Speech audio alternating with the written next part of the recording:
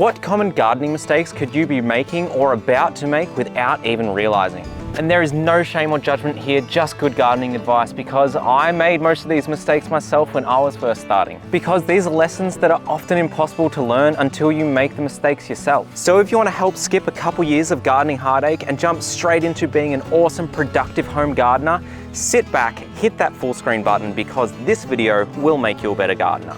Now let's dig in. The first mistake is one that I definitely made myself, and that's starting by trying to grow in too big of a space without this one key step. Let me tell you about my first year trying to grow home veggies so that you can learn from my mistake instead of making it yourself. This was about 10 years ago. I was a poor uni student at the time, and alongside my uni course, I thought it would be a good idea to do a gourmet cookery course. And one thing I found out really quickly is that a lot of the gourmet ingredients that you need are really expensive. So I had the genius idea of trying to grow my own. Thankfully at the time, the rental that we were living in already had some huge veggie garden beds that were completely empty that I could use.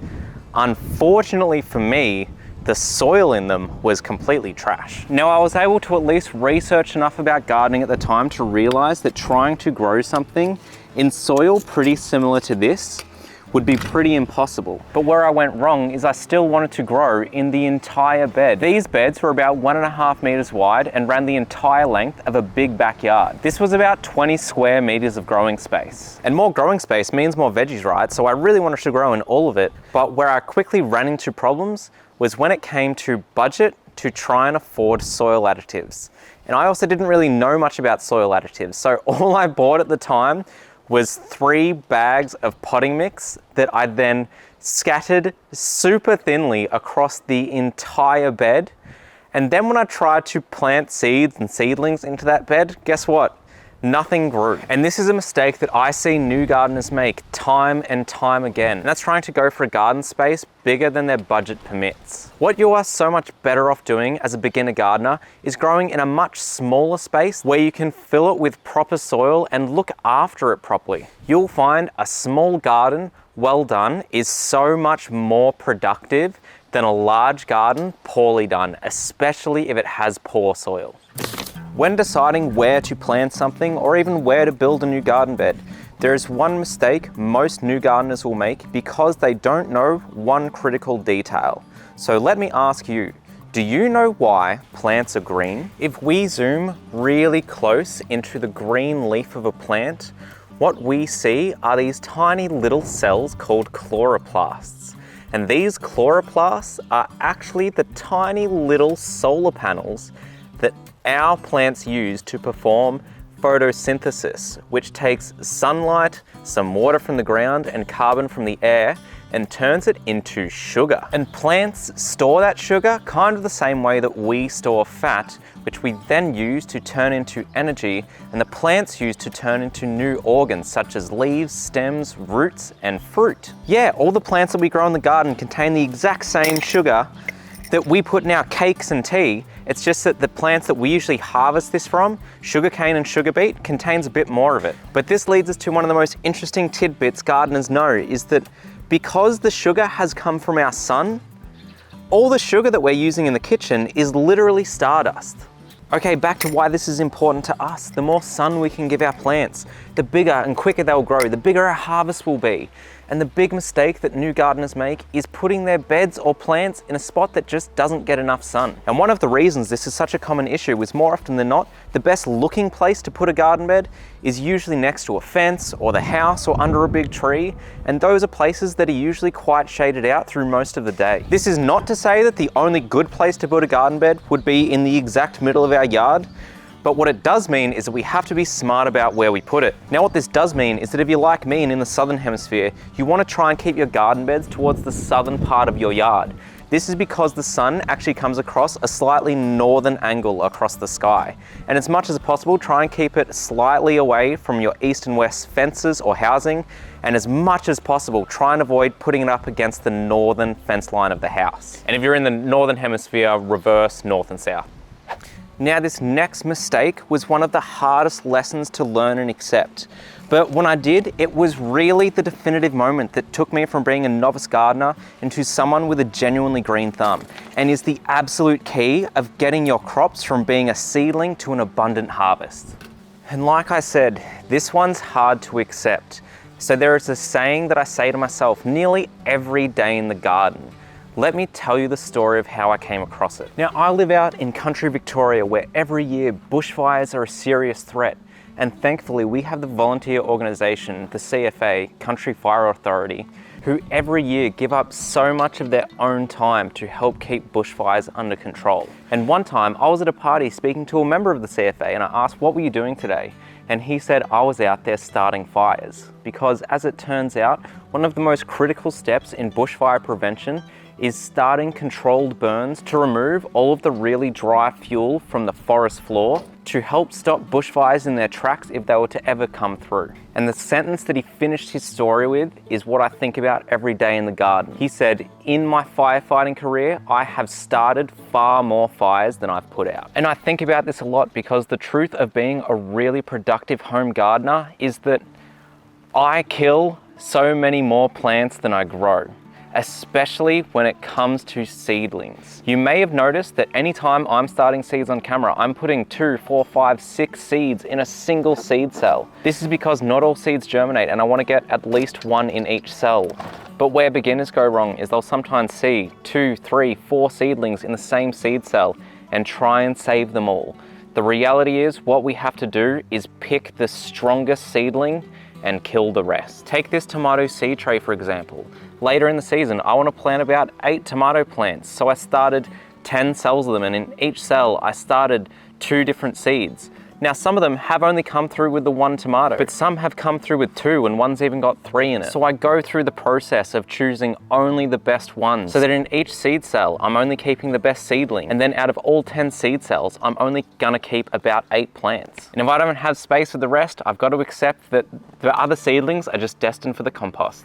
And you have to accept that you're going to start and probably kill more plants than you end up growing. However, this can lead a lot of beginners to making the next mistake. But before we get to that, if you've enjoyed any of these tips, please make sure to give this video a thumbs up. It'll help other people see it, and it'll help YouTube show you other videos like it. Or if you want to see some of the big secrets that all pro gardeners know that you probably don't even know to search for, consider subscribing to my channel, because I put out tons of content that is super important and interesting for new gardeners, but just never really escapes my subscriber base because they're not that optimized for the algorithm. Like my last video was an 8-minute cinematic documentary on soil microbes and their important role in our ecosystem, and they help your plants grow, and they even help your plants talk to each other. Consider subscribing or just checking out that video. Seed packets lie to you, or at the very least, they're really poorly designed for the home gardener. Let me give you the missing puzzle piece that'll help you not just avoid a mistake, but make your garden so much more productive and pest resistant. When you look at the back of a seed packet, one of the first things that will jump out to you will be the recommended plant spacing. Now, what a lot of beginner gardeners don't realize is that this is the recommended spacing for farm style planting. This is not the recommendation for the home garden. For example, this broccoli is recommended to be planted 45 centimeters apart. But I have planted it less than half that apart, and this year we've gotten some ridiculously abundant harvests out of this broccoli patch. We have been giving broccoli away like crazy. Let me ask you a question. Whether you're a beginner or a seasoned gardener, did your first growing experience look something like this? You start with a cheap garden bed, probably from Bunnings, you fill it full of soil, you take some seeds or seedlings and then sow those at the recommended spacing, something like in a 1 by 1 meter bed, putting 4 to 6 lettuces, and then a couple weeks later, they get absolutely dominated by pests. Don't worry, there is no shame here. We all went through it. It's because of this bad design, as well as when we think about who's the best at gardening, we probably think of farms and their long rows of planting out the same crop for entire paddocks. Well, the reality is they only do that Not because that's the most efficient way to grow produce, it's because that makes a lot of sense, the actual logistics of harvesting. What we are so much better off doing is planting everything a lot more closely together, and also planting so much more diversity in our garden beds, as much as we can possibly pack in. This does a lot of things. By planting a lot denser and with a lot more diversity, we're more likely to be planting plants that are going to bring in beneficial insects that will eat a lot of our pests, as well as we're planting dense enough to create a living mulch, which will help create optimal soil conditions for microbes and, again, beneficial insects. And it will also help prevent weed seeds from germinating, both because instead of landing on the soil, they'll land on your plants, and your plants are close enough together and thriving enough to where they will be able to out-compete those weeds for the nutrients. So weeds never get a chance. A great way for beginners to start doing this is just start by overplanting, and then if it does look way too crowded, get ready to kill some plants and take them out. As well as, one of the best things that you can do for your garden is, if you do end up with little gaps in the garden, throw something in there. Throw a companion flower like a marigold or an alyssum. Chives are great. Other herbs like basil and parsley. If you're like me and you have spring onions popping up everywhere around the garden, putting little spring onions in between rows here and there will also help deter pests. And finally, this has to be the most common garden mistake. Seasoned gardeners make it all the time, so do I sometimes, but I'm about to give you some awesome tips to help you avoid it. I'm talking about overwatering and underwatering. When it comes to overwatering, it's usually not too much of an issue with in-ground plants that are already in the ground or in your garden beds, as long as you have used a well-draining soil. However, where it's a really common issue is overwatering your seedlings. Here is my method of how to learn how much water your seedlings need so that you can get this right for the rest of your life. Now, what we need to start this process is a tray that can hold water that can fit our seedling trays. And we're going to start by bottom watering.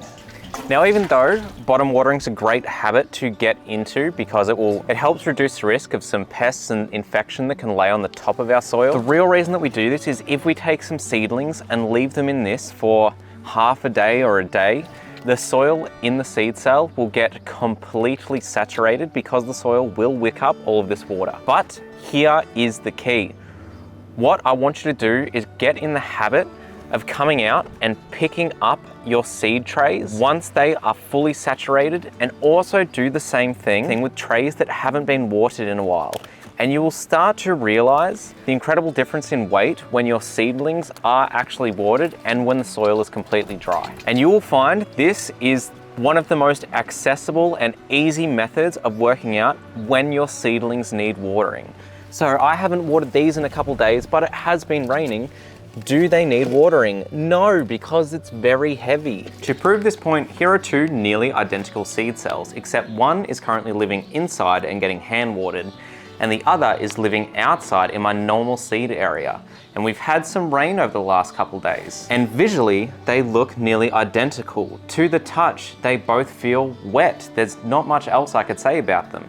But if we put them on the scale, let's see the difference. The ones that I've been hand watering inside come to 214 grams. The ones that have been sitting outside in the rain, 363 grams. And when you feel them, there's a significant difference. This one feels twice as light as this one, which means that I have probably been underwatering these indoor seedlings. And the time that we're really at risk of underwatering our garden are times like through winter and early spring, when we get a lot of mist, a lot of really dewy mornings, a lot of days of light rain, and it's really easy for us to assume that because our plants are quite wet a lot of the time that they are getting all of the water that they need. But it's pretty common that this isn't the case, especially through these times of year. But as a general habit, it's really important to get out and actually feel 10, 15 centimeters deep in your garden beds. And you will honestly be shocked how actually dry the soil can get through some parts of those seasons. So tell me, what are some of the big gardening mistakes that you made when you were first starting out? Leave them in the comments because they'll help other people. Or if there are issues that you're encountering right now, leave those as well and I'll try and help you down in the comments. If you want to learn how to build, or more importantly, fill a garden bed in a really cheap but high quality way, make sure to check out this video where I show you exactly how to do that. Thank you, I'll see you next time.